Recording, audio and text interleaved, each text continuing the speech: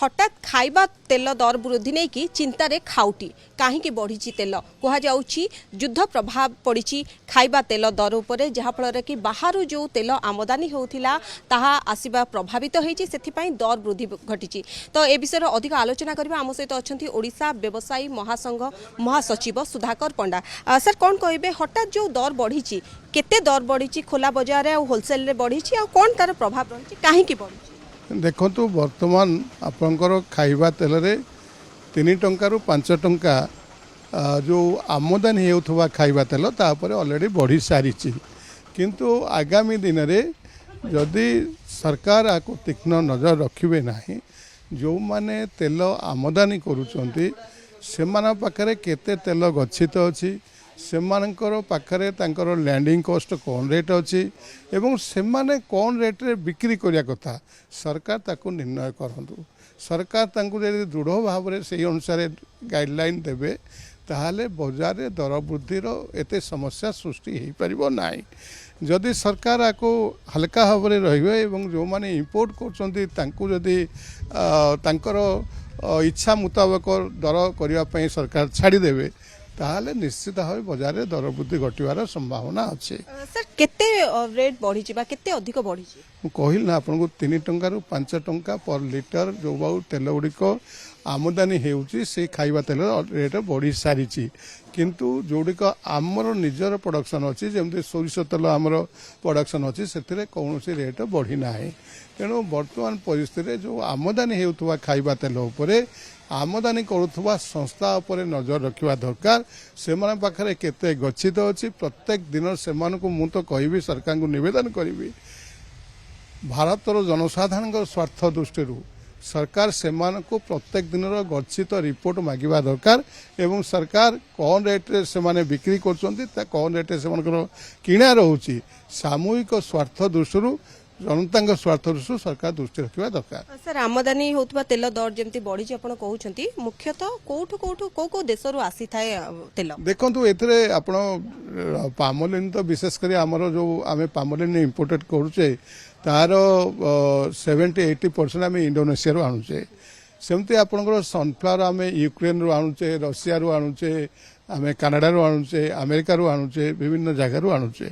किंतु ये जो पामोलिन आसवा जितेटा समस्या नहीं आप सनफ्लावर और सोयाबीन रे टिके समस्या रोची कारण आप जो परिवहन व्यवस्था जो आम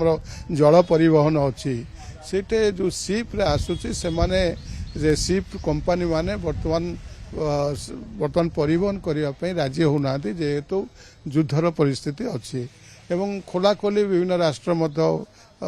डिक्लेयर करपटे जीव सीप ताले आमे तापरे आक्रमण करूँ तेणु से समस्या रही ताहा सत्वे जमती आम पाखे पेट्रोल 70-80 दिन गच्छित अच्छी सेमिति आम पारे खाइबा तेल केते गच्छित अच्छी ता केंद्र सरकार दृष्टि रहिबा दरकार केंद्र सरकार ताकू ठीक भाव में परिचालना करबा दरकार। ओडिशा कथा हमें जति देखिबा ओडिशा रे दैनिक केते खाइबा तेल आवश्यकता हेता आ एबे केते स्टॉक देखंतु प्राय 1200 रु 1500 टन डेली हमको खाइबा तेलर आवश्यक अछि एवं आम पाखे जहाँ स्टॉक अच्छी प्राय 20 दिन पर्यंत आम दे पारिबा किंतु सबुठारु गुरुत्वपूर्ण कथा होची जे तेलर कौन से आमदानी रे वर्तमान बंद ना तेल रेगुलर आसूची और मार्केट जी सरुची से पुणी आसिक रही जाऊँगी तेणु अभाव किसी ना प्राय अधिकांश कंपनी तेल सप्लाई करुँच आसूची किंतु सनफ्लावर जो तेल तार टिके सप्लाई रे समस्या अच्छी सी जोटा फ्रीली आसा कथा से नियंत्रित होकर आसूची तेणु तार टिके रेट अधिक रेट बढ़ुची तेणु वर्तमान सरकार से सनफ्लावर जो स्टॉक अच्छी तापरे यदि दृष्टि रखिए ताहले दरर सेमती किसी एमती रेट बढ़ोनी जोटा कि खाउटी व्यतिव्यस्त हो पड़े। आप भावुं कि जदि सरकार दृष्टि न दियंती ए जो युद्ध आଳରେ किसी कला बजारी आशंका रहिबो? देखो कला बजारी मु आपन गोटे कथा स्पष्ट कर दूची आमर जो अर्थनीति अच्छी आम अर्थनीति दर उपरे कौन नियंत्रण करिवार नाही जदि मु टंकाटे जिनस किणी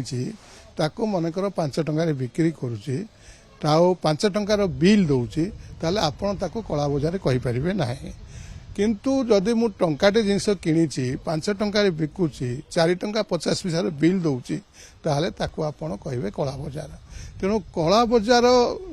डेफिनेशन मो जानवर यह हूँ कला बजार तेणु आपण केवल कौन सी दरर केते लाभ रखिपारे केते करें आर कौन निश्चितता ना तेणु आपको आप कला बजार कहींपारे ना किंतु गोटे जदि मानविकता दृष्टि जदि व्यवसायी गोटे मनुष्य व्यवसायी समाज में चलुची तेणु व्यवसायी मानविकता दृष्टि वर्तमान परिस्थितिर फायदा उठाइवाई आम विरोध करुचु एवं मु पुनर्बार आपण मान माध्यम ओडिशार समस्त व्यवसायी को निवेदन करी से पाखरे से खाउटी से कंज्यूमर होती सबुठारु गुरुत्वपूर्ण आज जो व्यावसायिक परिवर्तन होती ताकू जदि आम आखि आगे रखा ताले व्यवसायी गोटे ग्राहक सहित बंधुत्वपूर्ण आचरण देखा दरकार बंधुत्वपूर्ण डिलिंग्स करने दरकार से परिप्रेक्षी में मु समस्त व्यवसायी को निवेदन करी से माने जो मिनिमम न्यूनतम लाभ रखी खाउटी को तांकर जिनिस जहाँ रिक्वायरमेंट अच्छे दिंतु कौन से अतिरिक्त लाभ नियंतु नहीं एवं सरकार को निवेदन करी सरकार तीक्ष्ण दृष्टि रखि था। धन्यवाद सर जमती आप शुणुले कि जदिओ तेल दर बढ़ी किंतु आवश्यकता अनुसार वर्तमान 15 ରୁ 20 दिन पर्यंत ओडिशा रे जेते खाइबा तेलर आवश्यकता रही स्टॉक अच्छी ए सबू भितर आउ गोटे जिनस जमती व्यवसायी संघ महासचिव प्रतिक्रिया रखुले सरकार ए सबू उपरे दृष्टि रखंतु केते तेल स्टॉक रही आउ या भितर कला बजारी जेपरी न हो ता उपरे मध्ये स्वतंत्र ध्यान देबा आवश्यकता रही जहाँ कहते व्यवसायी संघ महासचिव भुवनेश्वर कैमरामैन प्रदोष शुभलक्ष्मी बड़ कनक न्यूज।